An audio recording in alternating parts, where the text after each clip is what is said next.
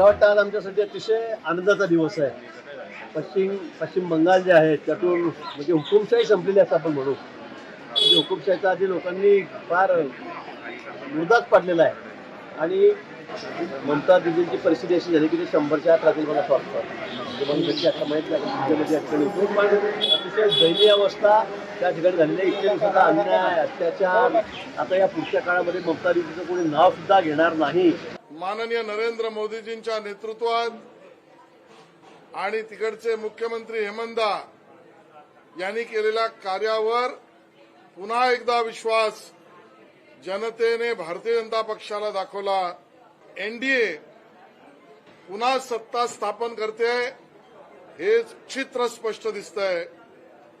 केरळामध्ये सुद्धा सर्व निकाल समोर येतील, पण भारतीय जनता पक्षाची वाढ, मतांची वाढ, जागांची वाढ हे आता हळूहळू स्पष्ट दिसेल.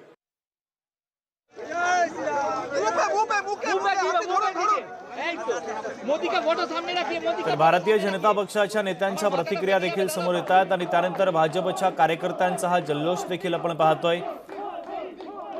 पश्चिम बंगालमध्ये भारतीय जनता पक्षानं मोठं यश मिळवल्यानंतर कार्यकर्त्यांमध्ये जल्लोषाचं वातावरण आहे.